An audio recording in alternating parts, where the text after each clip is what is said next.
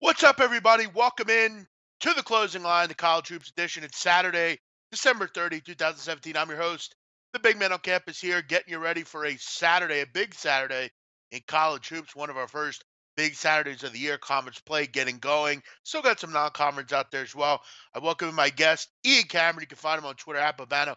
Ian, welcome in. It's another Saturday. A lot going on in sports right now. You got the NFL, you get the NBA, you got college football bowl action.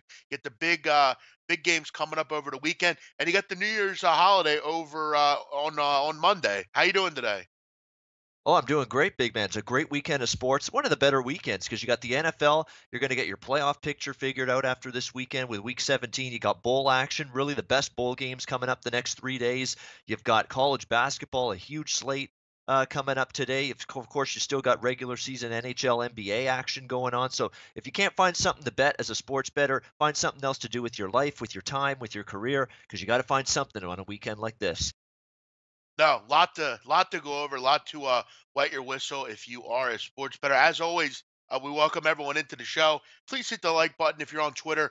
Retweet the show. Get it out to people that maybe don't see it or don't know about it. If we could touch more followers, that's always the goal. Also, sbrpicks.com, everybody. Basically the thoroughfare to everything that SBR has to offer. Links to the sportsbook review page where you can, every day I find people asking me about what books do you use? What book should I use? Sportsbookreview.com is going to give you a tutorial on the best books that we offer here at SBR, the bonuses, how you can get to those pages. Make sure you're using that. SBR Odds, one of the best odds service of the business, the odd service that we all use here, the odd service that I'd recommend to everyone. Contest page or some bowl competitions, all sorts of free competitions to get in on the contest page. And you look at some of the articles today, a lot of college hoops talk. I know Mark Lathrop writes articles, got some NBA, got all sorts of stuff here on the. You also have a Bitcoin. I'm sure Bruce Chad has read the Bitcoin list that you can find bet on sports. So as we know, Ian, Bruce Chad, one of the listeners, a big Bitcoin miner. So you can learn more about Bitcoin as well at sbrpicks.com. Ian, let's get into the show. How you feeling about this card today? You see some stuff you like here? Yeah, I see some stuff I like. I've fired away on about 3 or 4 plays so far. I'm not I'm not type of better big man where early in the conference season I'm firing away left and right. I'm really trying to be a little bit more selective. Let's see how these teams. I want to see which teams maybe painting a bit of a false picture in their non-conference slate, and then when conference slate sometimes starts, you start to see teams that maybe crushed it in the non-conference slate start to struggle a bit when they're inside the conference. They're going up against coaches and teams that know them well, and that's sometimes where you see a little bit of a difference. Where on the flip side, you could see teams that are brutal in the non-conference have a real tough time of it early on in the season when they're in non-conference play, and then they get into conference play, and all of a sudden things start to click, start to play better, more familiarity with who they're going up against with the game plan on a game-to-game basis because these are teams they play every year, and as a result, you get teams sometimes that struggle in non-conference come on in conference season and vice versa. So this is really the week now coming up, the last week of December, first week of January, where I start to really pinpoint and try to find those teams that maybe in the non-conference slate struggled, could turn it around here early in the conference season and vice versa. And sometimes when I find those teams, I'll pin them as teams that I'll be looking to either bet on or bet against moving forward because you oftentimes, big man, and you know this well, you oftentimes see teams change their personality and change their performance of play, their level of play early in conference season, which may be different from the way they played in the non-conference. So those are some of the things I look out for in the first week here. Yeah, no, I think you're totally right, and that's a good point by you because a lot of conference non-conference schedules, teams success or non-success could be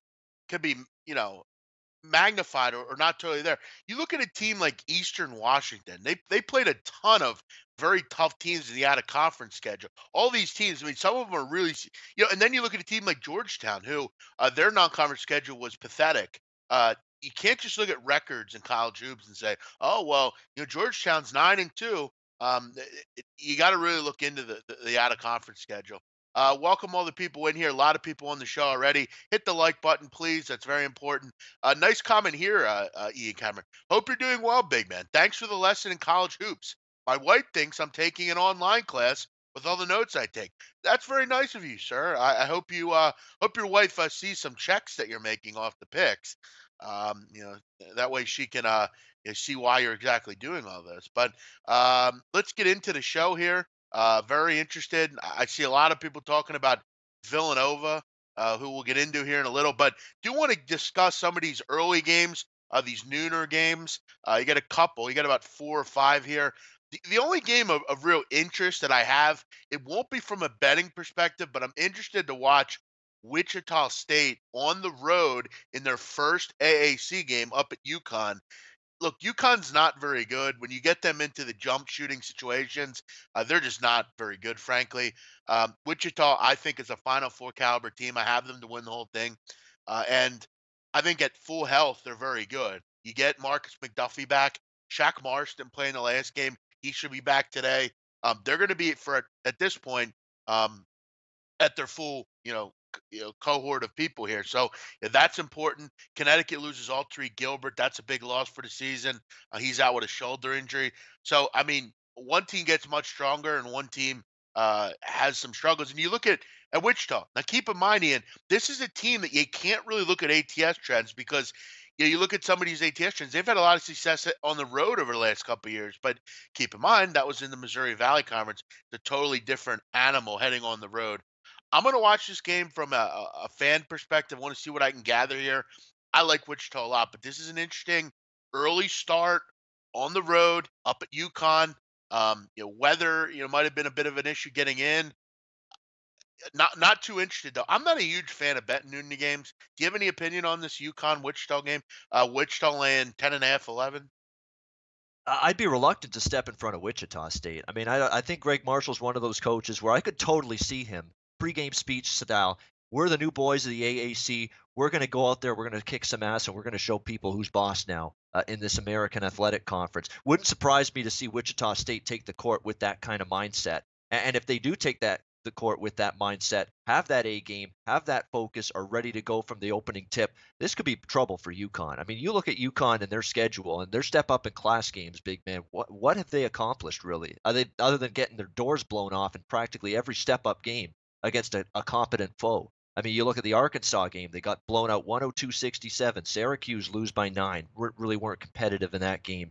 Arizona lose by 15 on the road. Auburn, they get drilled by 25 on the road. It's not a UConn team. I know they're on their home court here. I understand that, but you're going to be pumped up to play Wichita. But I'm with you in believing this UConn team is just not very good this year. Outside of Terry Larrier and maybe Jalen Adams, where's the scoring for this UConn team? I don't think this is one of the better defensive teams either that UConn's had. UConn, you could always rely on a tough lunch pail mentality and good effort on the defensive end of the court. Haven't seen that with any sort of consistency from them. And you look at Wichita, are they capable of winning by margin on the road? One of the things you're going to have to look at when you're laying double digits on the road. Well, you went to Baylor, won by 7, covered that number. You went to Oklahoma State as a 5-point road favorite, won by 12, 78-66. So if Wichita State brings their A game, I think it's too much for UConn, and they have a very decent chance, in my opinion, to cover this number, even though it's a big number on the road. I'm not going to. I'd lean Wichita, not going to get involved, but I want no part of this UConn team. I think Wichita State, knowing they're a newbie in the conference, first conference game, wouldn't surprise me to see them want to make a statement, and if they do, I think it's going to be too much for UConn. The big thing and the common potion you need, I've said this time and time again, if you can make your foul shots and rebound the basketball, you can keep yourself in a basketball game. The problem I have with UConn is they're such a poor shooting team, though. And I have been a bit, the one big concern I have with Wichita State is defensively. They've not looked good over the last, I don't know, 5 to 7 games on the defensive end. They're giving up closer to 80 points a game Yep. against opponents they should not be giving up that many points to. That's a concern for me, and that's a reason that in a spot like this, I just see better options on the court, and for me, it's going to be a pass to anyone interested. I agree with What's you, up, big man. Brad? I just want to bring Brad? up something quickly. Arkansas State should not shoot nearly 50% against you in a game. And that's what happened recently with Wichita State. That was a home game, too, 89-80, Yeah. and they were a huge favorite. Shoddy effort on the defensive end of the basketball court. Yeah, I mean, when you're laying points, you need to be able to defend at a pretty good level to cover a number like this on the road. We know Wichita State's capable. We know when this team's locked in defensively, and they're capable of being that way. that's when they're at their absolute best. If we get that defensive intensity from them and showing up and just contesting shots, boxing out, getting loose rebounds, doing all those little things to make you a good defensive team, UConn's in trouble. But you see a result like Arkansas State giving up 80 points and nearly 50% shooting on your home court to a team you simply shouldn't. It gives you pause for sure going into this game. Yeah, look, if they turn up the defensive intensity, they're going to win a lot of games. I mean, that's just the truth. They're going to get McDuffie back. He's a really good rim protector. That's a big person to get back. So, yeah, I think they'll be fine long term. Let's kind of get into the rest of the card here. Um, by the way, you cannot say "settle down, Bruce Chad" unless you're Gabe Morency or me. No, I'm only kidding. Bruce Chad, though, the common word now is "settle down, Bruce Chad." Let's Ian Cameron. Get it. Give me a "settle down, Bruce Chad." Settle down, Bruce Chad. Yeah, there you go. And you got to say it in that tone too. Yeah, just that no, no, no, no, no, no tone. Yeah. Settle down, Bruce. Yeah, Ian Cameron. I do want to mention you had one of the better lines I've ever heard on SBR when when Gabe Morency basically said to you, you know, Ian, I gotta wonder about you. You're I gotta wonder about you. And you said, what'd you say? Keep wondering. Yeah. Yeah, that was funny. I have to remember just the way you said it, and it's just fun. But let's let's get into the card here. I'm gonna go through a couple games that I'm looking at. I haven't decided on where I'm going. I like a lot of games in this card, so I'm kind of narrowing it down. One game that people are talking about here in the chat is game number what is it 555 556 Villanova and Butler. Villanova lane 5.5 on the road. And look, Butler's a team that I'm not crazy about betting against, but that was with Chris Holtman. That was with Brad Stevens. I'm still unaware of what they have there with Lavelle Jordan. I like their team. I like Kamar Baldwin a lot. I like Keelan Martin. Seems like Keelan Martin's been there for like 30 years. It seems like he just never graduates. But I wonder how good they are. I mean, they have three real good scorers, but other than that, what else do you really have there? I think Villanova is the best team in the country right now. I think that's a very deserved record. I just don't think Villanova does very, very much wrong. I mean, what's the flaw with that team? I mean, really, they're great defensively. They have a ton of depth. They have a star with Jalen Brunson. They have many role players. The only maybe gift with them is they don't have great bigs, but Spellman is coming into his own. He's a guy that can go out in the perimeter and make a shot. Um, Butler's coming off a long basketball game the other night against Georgetown. I'm not looking to step in front of Villanova. If I'm going to make the play here, it is on Villanova. Until Villanova decides that they're not going to turn it on, I just don't really understand why Butler's getting so much respect here. Again, they're a team that can pull off an upset or two from time to time, but I don't really regard them as one of the better teams in this conference. They're a good Big East team. I don't think they're a great team like I think Xavier and Villanova are. I just don't really see it with them. I'm gonna go with Villanova here. I would lay the points on the road in this spot. Yeah, I'm not a big lay points on the road, early start usually, but Villanova's a hard team to go against for me right now. That's all there is to it. You look at three true road games so far, 3-0 straight up, 3-0 against the spread, laying big numbers. DePaul, Temple, St. Joe's, and they pretty much roll in all of those games. They crushed St. Joe's, won by 41 points, 94-53. Beat Temple handily. I know that made you a little bit upset, big man. 87-67. The DePaul win Yeah, I had in to their watch last that game. shit show. Yep.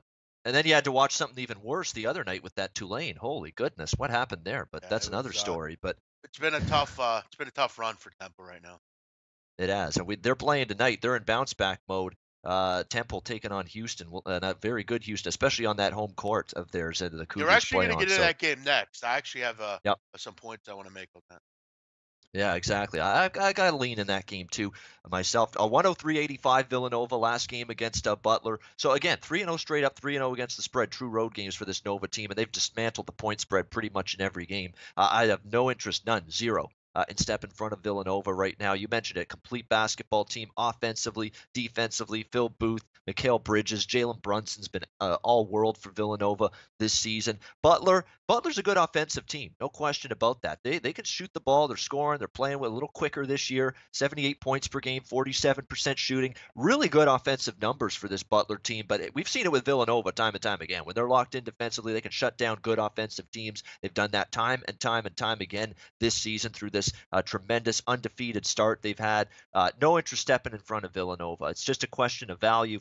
Is this enough of a bargain, in your opinion, to get involved with Nova? But I'm with Big Man here. It's Villanova or I pass in this game.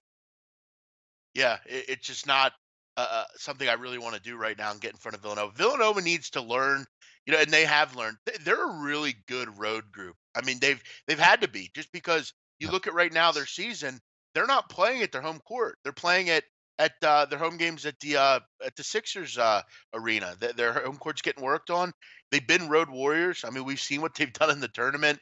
Teams like that, I mean, it conditions you to do so much. I mean, you look at Ian over the last several years, 15-9 against the spread on the road, 3-0 already this year. They're 10-3 as a favorite. I mean, why are you looking to step in front of them? I know Butler is a team that normally can play well. They beat Villanova last year.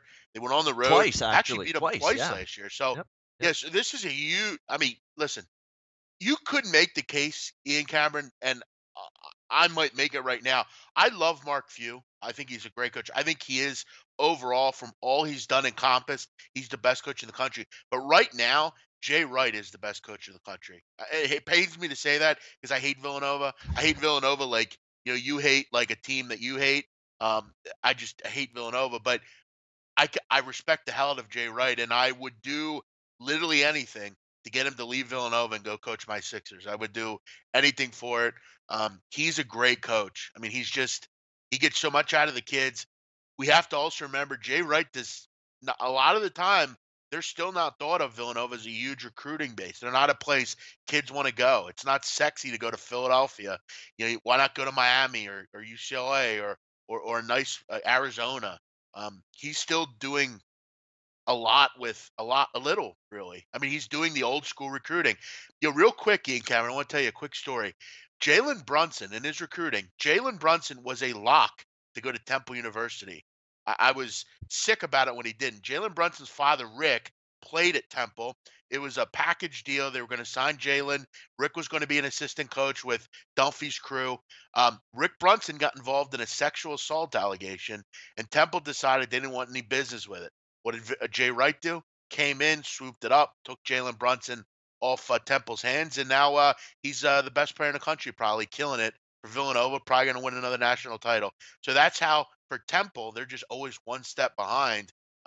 Brunson is a fantastic player, and Jay knows how to go and find kids like that, and he's done a great job. Not looking to get in front of them, playing with the chip on their shoulder after last year. I think they're going to pound Butler today.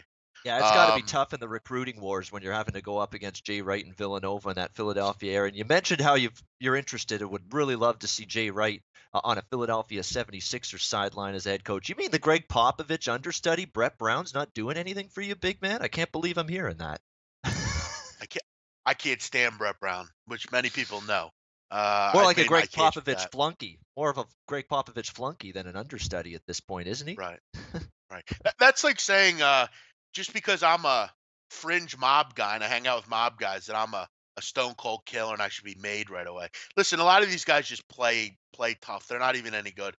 He hangs out with Greg Popovich doesn't make him Greg Popovich. He's a bum. He needs to go. But that's another story. Let's get into Temple Houston. Interesting game here on the road. Temple is not playing well right now. They can't defend. They can't score. Offensively, they looked terrible lately. Um, Shiz Alston's not playing well. Quentin Rose hasn't played well. Obi Necchionia has gone on these stretches where he's just MIA. They have no bigs to speak of. Now you got to go on the road and play a pretty good Houston team that is playing really good basketball right now. Rob Gray's a guy that um, never gets any respect, but he's a hell of a player. Rob Gray can drop 20 on you like nothing. Devin Davis has been great for them down low. They have a nice little team, Kelvin Sampson. They're another team, Ian Cameron, not playing in their home arena. They're playing at Texas Southern, which is a couple blocks away from Houston. Their gym is getting worked on as well. It's Houston or pass here, actually. I don't, Temple in this kind of spot, as an underdog, this is where you want to back them. And they could very well come in here, Temple, and look totally different, but I'm just not seeing it right now with this team. I know everything about them. I've watched every game. I've been at every home game so far. They just aren't very good right now, and they're being held back by Fran Dunphy. It's time to go for Fran. He needs to go away. It's time to leave. He's been a great coach. He's a legend, but his time has passed. And you look at all these games that they played. Okay, they lose to GW, a game that they should have won, but they didn't. The Wisconsin game could have went either way. We know Wisconsin's not very good. St. Joe's, they blew a huge lead and almost lost. Villanova, they got absolutely murdered. Drexel should have lost that game. If Zach Spiker had one more score, they'd probably lose to Drexel as a big home favorite. Georgia, they had no shot in that game, gave up 84 points. And Tulane, they were never in that game. Last 3 out of 4 games, they've given up 84 or more points. Now I got to go on the road and face Houston. Not a good idea. I would go with Temple. I would go with Houston here. I think they beat Temple by double digits. Temple needs to get things figured out, but it's not going to be anytime soon. Yeah, I mean, I remember Temple. I was actually on Temple in this very matchup last year when they played Houston, and they it's it just never felt like they were in that game. I mean, they were in that 10 to 15 points down range that entire game. They kept trying to make a run, and every time they cut the lead for Houston down to like 4 or 5 points, Houston would pull back ahead and extend to double digits once again. Yeah, I get the that's feeling what this could Tulane be did the that other same night. kind of game. Yep. That's what Yeah, Tulane did. exactly. And you saw that in person, and that was exactly what happened with that Temple Houston matchup last year. I remember it vividly because I lost with Temple, and I'm leaning Temple here, but I'm not going to pull the trigger again. I mean, I feel it's going to be that same kind of game. Houston's every bit as good this year as they were last year, if not better. We know with Rob Gray leading that team, they are an offensive juggernaut. They have a very strong home court. It's a tough place to win in. Houston's been very good at home this season, and you're right. There's concerns about Temple. One thing with Fran Dunphy over the years, what have we come to expect from them for a lot of this run? Toughness and defense. I didn't see a lot of toughness and defense from this team. Those two attributes that have been accustomed and linked to Temple basketball for years, they've been absent from this team's performances their last few games. That's a concern. When you're starting to let go of the rope defensively at that end of the basketball court, that's alarm bells going off in my head. And red flags all over the place in terms of this Temple team. So let's see what they can do defensively to right that ship today. Because I'll tell you what, if they don't bring that defensive mindset any better than the way it's been the last few games, they're going to get run out of this gym because Houston can light it up against you if you're not going to play at your best on the defensive end of the basketball court. So this is put up or shut up time for me for Temple. I was leaning that way, but again, it seems like last year it was one of those games where every time they made a run, Houston would come right back and get the lead back up to double digits, and that's my biggest fear. I just don't feel I'm getting quite enough points to actually pull the trigger with Fran Dunphy and the Owls here. Now Temple's in the real problem where they have had several bad losses at this point. I mean, you're in a position here. Now, this could be a huge win for them. I mean, Houston's a good team. I think Houston might be the third best team in this conference. I mean, Wichita, Houston, Cincinnati, SMU, all really good. It's really bleak for Temple. It is. And luckily I have tickets for the rest of the year. I'll go watch Wichita and Cincinnati and those teams, but it's definitely sucks. Yeah, I wouldn't be any interested in Temple right now. And it'd be and Fran's the wrong coach to get them pumped up for a game like this. It's just I don't think it's there with them right now. Let's keep it going here. Uh Interesting game, Ian. I know people will want to hear the opinion on this one. Arizona State. You got the undefeated Arizona State group coming in, who I think they're going to lose at some point. This is probably a real good spot for them to lose.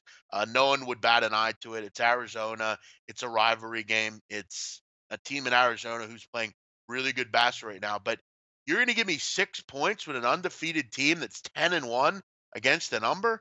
And they score 92 points a game. They shoot 51% from the field. They're great from the foul line and they're good from three. And they out rebound their opponent. Yes, I'm going to take the 6 points here. Again, they could lose by double digits, but I'd be totally fine if that happened.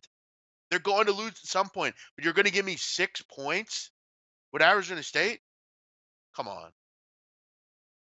I'm in agreement. This is one of my plays today. Arizona State plus 6.5, and I know It's one of those situations that you're always a little queasy deep down inside. You're seeing an undefeated team that's played great basketball, that's given you no reason at all to doubt them so far.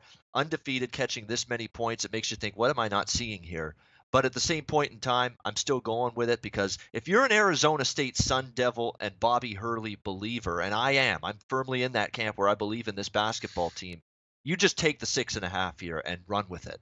And that's exactly what I'm doing. I believe in this basketball team. They've got a tremendous backcourt led by Trey Older, of course. They've done a fantastic job in terms of scoring the basketball. And you look at Arizona, a great run. They turned things around. We remember how they got their asses kicked earlier in the season when they were battling injuries. They had a tough road heavy schedule, lots of travel involved. They got beaten up and bloodied a little bit. In that neutral court tournament, started to struggle. Since then, on a tremendous winning streak, they've turned things around. However, the three big marquee wins they've had during the stretch, Arizona, where they've played better basketball, the UNLV win, the A&M win, and the Alabama win. None of those victories came by enough of a margin that would cover a 6.5 number in this game. So again, they were close games. They won all of them by 6 points or less. It's a situation where, again, you got to ask Arizona to be able to win this game by margin against an Arizona State team that, let's be honest, you go into Fog Allen Fieldhouse and not only beat the Kansas Jayhawks, but you just pummel them into oblivion. That's a situation where I look at a team like Arizona State and say, okay, you weren't deterred or in awe of playing in Fog Allen. As tough as the McHale Center is in Tucson, you shouldn't be deterred by this environment if you can go in Kansas and handle that environment. So I don't worry about this team crumbling and quaking in their boots playing on this court here for Arizona. So absolutely, I think this is a down to the wire game. I think it's tight, it's contested from start to finish. I'll grab all the points I can get with ASU. The problem I have here, Ian Cameron, is there's one concern. It's the Ohio State effect. Last night, the whole world was on USC. Looked like a great spot, and they laid a fucking egg. This looks like a goat line. Hey, take the undefeated team. They're undefeated. They can't lose by more than 7. They go in, lose by 8. Everybody loses. No one cares because it's Arizona State's first loss. The concern you have is DeAndre Ayton, Roostich. I mean, I like their bigs at Arizona State, but DeAndre Ayton's a man, man. He's a man. But I agree. I'll take the 6. I'll take this. What if I had 6.5? I'll roll the dice with them here. I won't be surprised though if they lose by 8 or 9, honestly. But at this number, I think you have to take Arizona State just from the way they played, from the proof that was in the pudding going in. I remember it was funny. I remember when I laid, I grabbed the 12.5 with Kansas or with Arizona State against Kansas, and a lot of people that day were telling me, "Well, Kansas is great at home. They're going to get it figured out here. Arizona State's kind of a fraud, maybe." I said, "You know what? I think they're going to hang in this game. I don't know if they'll win, but they're going to hang." They ended up winning the game. That was really surprising for me. I think Arizona State's beatable. It's going to be a close game, really a highly contested one. I'm interested to watch it a little bit later here. And guys, we will get to some questions here. We want to get through some games here before, but we'll get into some. We'll go rapid fire here towards the end. Um, Oklahoma TCU, Ian Cameron, 551, 552, I believe. Let me find it here. Ay, ay, ay. 1 second. There it is. We got TCU 2.5, total 171.5. A high total, obviously a big time game here, 12 against 10. I think Trey Young's the best player in the country. I think he shows people today why he is. This is yet another game where Oklahoma not getting a ton of respect. TCU is a good basketball team. I think they got a lot to prove this year after last year not getting into the tournament, winning the NIT. They're very good, but I think Oklahoma is the second best team in this conference. I think TCU, like always, will um, screw around and at some point go back to being TCU. They always do this. They always seem to go 9 or no, 10 and 0 in the out of conference. And then the conference schedule comes and they go 500. Give me Oklahoma here. I know it's a road game, but Oklahoma went on the road, beat Wichita. When they have the best player in the country and I'm getting points, I think Oklahoma, Ian, at full health, I think they could make a total run this year. Lon Kruger, good coach. Young's fantastic, as we said. And they have some components now. Kadeem Latin, Christian James, Christian Doolittle's back, Magusti, Jordan Shepard, Shard Odoms, Brady Manick. This is a good basketball team. Give me the 2.5. I like Oklahoma. Yeah, I like both teams to be honest. I'm not involved, but again, you're not going to see me betting against Lon Kruger catching points. I mean, that's that's not a profile I'm looking to step in front of Oklahoma with. They've been very good in that underdog role. You know, you look at the battle-tested elements of this Oklahoma team for as young as they are, and obviously they rely on Trey Young a ton. That there's going to be a concern if he ever gets hurt. You know, what's it going to do to this Oklahoma team? It could completely gut them because he is so much about what they do. But when you've got that tremendous, absolute star type of player, you can go a long way with that one guy leading you. The concern would be what happens to Oklahoma if he goes down to an injury, but that's, that's hearsay, that's what ifs. We don't play with what ifs. As long as he's there, Oklahoma is going to be a force to be reckoned with. You look at their step up in class affairs this year. Oregon, they beat them by 10 on a neutral court. They beat USC on a neutral floor that was more that was actually in California. It was in LA. It was at Staples Center, so it was much closer to USC, more of a home game for them, and Oklahoma beat them. And of course, the big road win at Wichita State, where Trey Young absolutely went off and lit up that shocker defense in that game, 91-83, winning outright as 7-point dogs. Not many teams can say they've won on Wichita State's home court. This Oklahoma team was able to do that. Not stepping in front of them, but I do like TCU quite a bit, and TCU matched up pretty well for the most part last year in 3 meetings against Oklahoma. They won by 3 at home. They lost only by 5 in Norman, and then of course they beat them in the Big 12 tournament in March last year. So TCU's matched up well.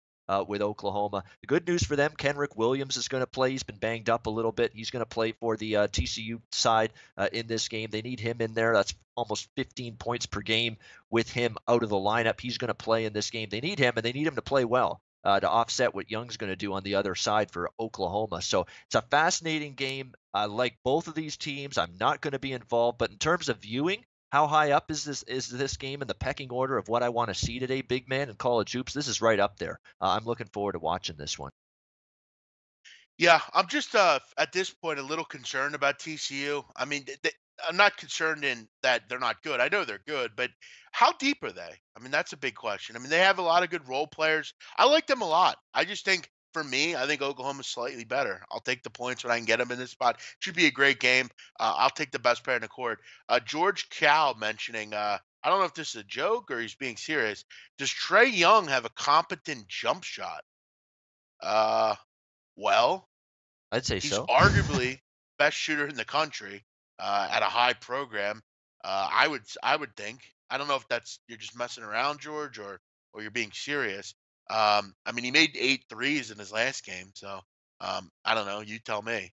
He shoots 49% from the field. I would say so. Um, where are we going here? Ian, get into a game you like. What do you got? Yeah, this game. This is stunning that this game's amassed as much chatter in the chat room as it has so far. Considering you're talking about what a Big Sky Conference game here, but this team has captured people's attention because how many times can you say that a team is basically entering conference play and the start of the new year unblemished against the point spread. And that is the situation with the Portland State Vikings, who have covered every single number this year. And I think they cover another number tonight against the Sacramento State. What is it? The Hornets, they are. They're brutal. They are Hornets. absolutely awful. The Hornets, yes, exactly. Thank you. But Sacramento State's horrible. They haven't covered a number on their home court this season, so you can't give them any sort of edge whatsoever for playing at home in this game. Portland State has absolutely laid complete and utter waste to teams of this magnitude this season. You know, they've stepped up in class, Portland State, relatively well. They've battled some good basketball teams this season, covered the number against some of those teams, Stanford, Oregon, go on down the list. The Portland State challenged themselves in the non-conference slate. Now, this falls into the one concern I have, and it goes back to the point that I made early in the show. Teams that roll through the non-conference slate, when they hit conference season, do they start to struggle and sputter a little bit? That would be my one concern with Portland State, but frankly, it's my only concern. I still think they're the far superior team. They've had no problem playing in road neutral court environments. Sacramento State's horrendous. They can't shoot worth a damn. They can't hit the broadside of a barn with their Jimmy from the field right now in terms of their field goal shooting. That's a problem for me. Portland State, we know they play with pace, they play with tempo. They are very, very strong offensive basketball team. And if Sacramento State still can't struggle or continues to struggle to shoot properly, I think they get loose contact and just get blown out here in this game. So I laid 7.5 with Portland State. Even it's gone up a little bit to 8.5. Even at 8.5, I'm fine. I think we get a double-digit win for the Vikings and their 11th straight ATS win to start the year. Yeah, Sacramento State 336th in the country offensively. Just an awful team. I bet against them against San Diego State early in the year. They lost by like 40. This is a game I relate a lot last night to a game that I had, my play of the day, UL Lafayette and Little Rock. Little Rock, very similar team to Sac State. Really struggle to score. Facing a team here in Portland State who's going to press the hell out of you. They're going to defend. You know, try to defend on you in that backcourt, and they can score with anybody. This is a case of I just don't think Sac State can keep up with Portland State here. I agree with you. I'm excited about this game. Vikings looking good. That's actually a pretty good conference out there. There's a lot of good teams in that conference. It's going to be a fun year watching to see who can kind of dethrone North Dakota there. There's a lot of good teams out there. Going to play hard. There's not many step over teams in that conference. I mean, Southern Utah's look good this year. Portland State's starting to look good. So this is an interesting conference, the Big Sky.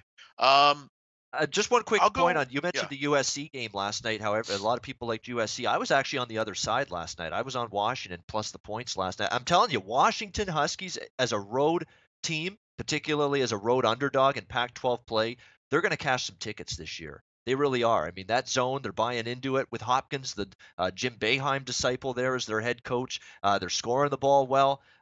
They showed some toughness last night in the second half of that game to pull away from USC for the most part. I think on the road in Pac-12 play, they are going to be a winning team against the spread. Washington Huskies, book it. And I think last night was just the start of it. Yeah, actually, when I was saying USC, I meant the football game, but I agree. I Oh, think Washington's interesting. They're an interesting team. I actually had the over. I like the over in that one last night with USC and Washington. USC's a weird team, but the problem Ian I have with at Washington is they're weird too. I mean, they look good at times, then they look really poor and disinterested at times. But in a Pac-12 that's pretty open, yeah, I think Mike Hoppins will slowly get that defense, that zone defense playing well, but they can score too. So that's an interesting one. Ian, one that I'm kind of interesting, kind of an off the radar game, but I'm intrigued by it. It's actually a total 577, 578. Evansville, Loyola, Illinois. They're only throwing a 128 out there, which is interesting. And I think a lot of people look at this game and say, well, it's Missouri Valley, slow down. But you look at both these teams, I mean, why is this total only 128? First of all, you have Evansville, who is one of the better three-point shooting teams in the country, 46%. They got Ryan Taylor back, and with Ryan Taylor back, that means a scoring punch back. He's their best scorer. They're averaging 70 points a game. They're not a great defensive team either. I mean, they're giving up on the road this year almost 76 points a game. They're shooting 47% Evansville. Then you look at Loyola and you say to yourself, well, I mean, they must not be very good offensively. Nope. 75 points a game, 83 at home. I just don't understand this total. Both these teams very good from the foul line. Both these teams very good from three. I think with Ryan Taylor back, that's some added offense that Evansville really needed. You saw it against Illinois State. He kept them in that game. This total to me is a little bit too low at 128. I thought it'd be more in the 130s, 134, 135. Over 128, I really like in this matchup. all right, no argument here. And you're right, Taylor, and I watched that game closely. I was on Illinois State, which I gave out last week on the Saturday show. And Taylor was great in that game. And a big infusion of just being able to shoot, being able to finish around the basket, all of that stuff. Taylor was fantastic in that game against Evansville, gave them a shot. I know they came up short still on the scoreboard, but from an offensive perspective, having him back on the court made a world of difference there for those Purple Aces. And that's what you want to look for, big man. These little elements of change in terms of teams where they get a guy back or they change their style, they change their pace, they get a key player back. It's not necessarily always accounted for in a side or a total. And yeah, if you feel the odds makers are not accounting enough for the return of Taylor in terms of the totals with Evansville games, take advantage of it. And you clearly are looking to do that. They're looking over the total. Yeah, it seems a little bit too low to me. So, um, Yeah, a Ken Palm is listen. I Mark Lathrop. I know you mean well, but I don't Ken Palm. I don't know if you pay attention. If I don't. I've never read it. Um, All I right, don't think big it man. takes in. Yeah, I'll answer that right now. Here's the number of times I've checked out the kenpom.com website this year. That many Same times. thing. I agree. Yep, that many times. Yep. First of all, Ken Palm is a glorified tout. He sells the service. It's again, it's valuable for people that value it. I prefer to just put in my own work and deal with that on my own. I spent a lot of time before the season going through every single team. I think that's enough for me. And again, I mean, I know a lot of the totals market they base it off his stuff, but that's fine. I mean, Ken Palm doesn't figure in, player injury, that kind of stuff. I don't know. I don't really put much stock into it. Um, I think it's gets into the 130s. That's my opinion. Um, would you buy if I had a Jeff Palm? Would you buy that, Ian? Jeff Palm. Maybe There I you should, go. maybe I should get I, one of I those. might. I'm more likely to buy it than a Ken Palm article, that's for sure. Or a Ken Palm piece of merchandise, whether it's an article, whether it's a database of stats. Like his stats and his That's power, good on him. He's made a career. He's made a living out of it. He gets on TV and radio all the time to talk about it. Good on him. Congrats. Happy for the guy. But it doesn't mean I have to focus in on it and base my own thoughts and opinions based on what he says. And I don't. I haven't checked that website out one iota. I don't plan on that's it. why I like I'm you. Ian. perfectly content with my own thoughts and my own numbers and my own research and watching these games. I'm an eyeball and observer handicapper. What I watch is a big part of the decision making process I come up with. I watch a shit ton of games in a bunch of different sports, and just the eyeball test goes a long way for me handicapping. Yeah, that's why I like you, Ian Cameron. You're a lot like me. BYU St. Mary's, that's a good one. Dale 04. Let's talk about that one. I'm not a big BYU fan. I think the St. Mary's team, they've had kind of a slow start to the season. Defensively, they've had some problems at times. You've kind of had to go through some growing pains, but they're starting to play better. They're starting to win big, like we remember. You look at the last couple games for this group. Beat Dayton by 15, beat UNC Asheville by 26. By the way, UNC Asheville is probably the best team out of the Big South, so that's a pretty nice win. Dropped 95 in this game, 87-59 over Loyola Marymount. Now you go on the road and face a BYU team that is not the old school BYU team. This isn't Jimmer Fredette and Brandon Davies and that group. They're not that team, okay? And they lost Nick Emery. That was a big problem. They still have a decent team. I mean, Ueli Childs is pretty good. TJ Halls, Elijah Bryant, but I just think St. Mary's is too much firepower. They're to me, them and Gonzaga, the class of this conference every year. BYU's solid, but St. Mary's is playing well right now. They're beating teams. They're killing them. I think they go on the road and put on a little clinic here. This BYU home environment's not usually what it used to be. They've struggled at times against teams better than them, i.e., Texas Arlington, Alabama. They've had trouble with those step up teams at home. Give me St. Mary's here, small number. All they got to do is win. I agree. St. Mary's still the better of those two teams. I respect the Marriott Center in Provo there. I know that home court's not easy to win in, but it's been a lot more winnable for road teams the last couple of years facing that BYU team. So, yeah, I'm with you. St. Mary's are past there. Kyle Amberg asking Tennessee, Arkansas. It's actually another one of my bets. I'm on Tennessee there. I know Arkansas is a tough team at home quite a bit of the time, but I look at this Tennessee team and I look at what they've done this point of the season. They've been as battle tested as it gets. This Tennessee team. They've faced a slew of quality foes. Purdue, they beat them in overtime on a neutral court. They hang tough against Villanova. Losing by only 9 to Villanova. That's pretty good. There's no shame in that. If you're Tennessee, on the road they've performed well. 2 true road games at Georgia Tech. They win and cover, win by 7 at Wake Forest. They destroy them last weekend, 79-60. I've got no problems backing Rick Barnes and this Tennessee team on the road, and I think they're going to really threaten to win this game in outright fashion against Arkansas. I know Arkansas's home record looks very, very good, but then I start to peel back the onion a little bit. They get blown out by North Carolina. Minnesota's dropped off a little bit. How good is that win now compared to what it was maybe when it happened when they beat up on the Minnesota Golden Gophers? They got annihilated by Houston. So I've got question marks. And when I look at the stats and I really dig in, I've got a better defensive team based on the numbers against a very tough schedule in Tennessee's faced. Yet they have better defensive numbers, better field goal percentage defense, slightly better rebounding team, better free throw shooting team but over Arkansas, and that matters in this kind of price range. No doubt about it. If it's a close game, you want a team that's a little bit more proficient at the charity stripe. That's Tennessee as well. A little bit better defensively, slightly better rebounding team, a team that's proven themselves on the road and in neutral court environments this year. Yeah, I think Tennessee's live here. Give me them +5. Wow. Should be a higher scoring game. Arkansas can move the ball up and down the court. Let's go through one or two more. I got to wrap it up here. I got a football show coming up at this. We're doing the bowl breakdowns. Oakland, Wisconsin, Green Bay. I'll tell you what, Wisconsin, Green Bay, what a gutted group. I mean, I took them last week against Wisconsin. I mean, they made Wisconsin look like a fucking Final Four team. Green Bay stinks.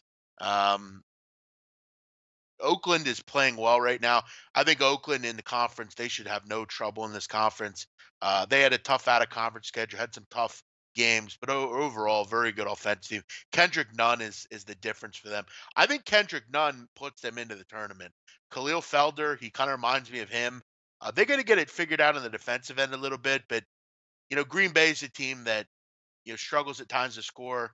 Um, Over might be worth a look here. I don't see any reason this game doesn't go up and down. A lot like Iona Niagara last night, which I thought I mentioned to you guys.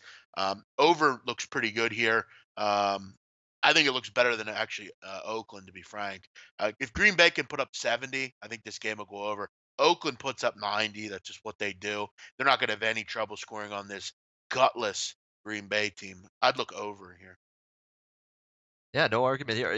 Thanks for reminding me, by the way, about that Niagara game. I was on the dog there. Niagara +3, and they lose what by 5 or 6 in overtime. Tough, tough, Oof. tough loss there that's a tough one. But what can you do? You're gonna lose your share of underdog bets in overtime. That's for sure. Dogs in overtime are typically not something you want to see. And that was the case there. I'm on one more. I'm going to give out one more play on my end. La Tech and Marshall. I'm on Marshall -2. I mean, I look at this as a situation where Marshall last year was undervalued all year on their home court. I mean, they were tremendous in Huntington playing on this home court. Marshall under Dan D'Antoni, tremendous home record. It started that way again this season. I can only lay a single bucket, one possession with Marshall on their home court. I'm going to do it. I know La Tech is a pretty solid basketball team.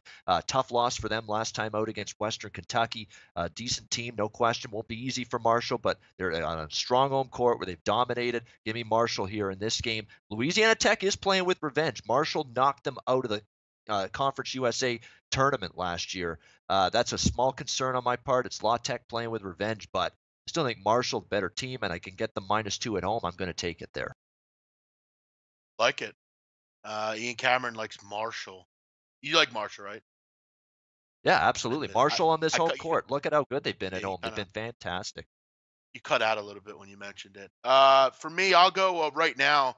Again, I haven't decided on my play of the day yet. I'm still going through some of the things, but one of the games I really like is I like that Evansville Loyola over 128. I'm going to give that out for the show here today. Stand by for later today. I'll give out my play of the day. I like it. I think it looks pretty good. Um, Students gone right now for Xmas break. Duke's laying 11.5. Duke playing Florida State. That's an interesting game. And Florida State's pretty good. They're lengthy they have a lot of length as always. We saw what they did to Florida. That's an interesting game. They're always a team that seems to knock off a number one Yep. to five type of team every year. It's what they do. That's intriguing. There's a lot of intriguing games. Boise UNLV late night, 11 o'clock out in Vegas. That's an interesting game. My South Dakota boys are on the men today. Southern Utah's playing, and that might mean over here in this game. Southern Utah is just a dreadful defensive team. Citadel plays today, Western Carolina. That should be a ravaging game. Me and Cameron can't wait for it. 105, And then, 102. Yeah. yeah, Lipscomb plays Purdue. I do want to make one point. Okay, I'm not telling you Lipscomb's good. I'm not telling you they're going to win. But they're a pretty good offensive team. Just want to point that out. That could be a high scoring game. Lipscomb can put points on a board. That might be a game late where that's a blowout and they're putting some points on a board late. So look out for that one. Purdue should have no trouble scoring.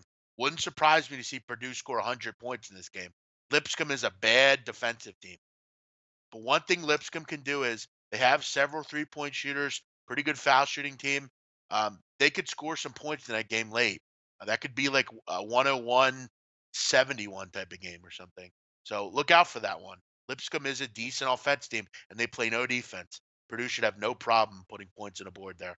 Other than that, guys, we're gonna go. Yeah, one quick We point on have Duke yeah, FSU. One quick point, just very, very you know, quickly. Duke's becoming one of those teams where what am I going to get? Am I going to get their A game? Are they focused? Is the effort going to be where I want it to be? If it is, they can roll on anybody in the ACC. But as we saw against Boston College, if they're not focused and they're flat and they don't bring their A game, they can lose to anyone in the ACC as well. So that's my dilemma with that Florida State Duke game. Fascinated to watch, but I wouldn't sell FSU short. Remember, they won on the road at Florida. I know Florida's had their struggles, but still a quality road win there.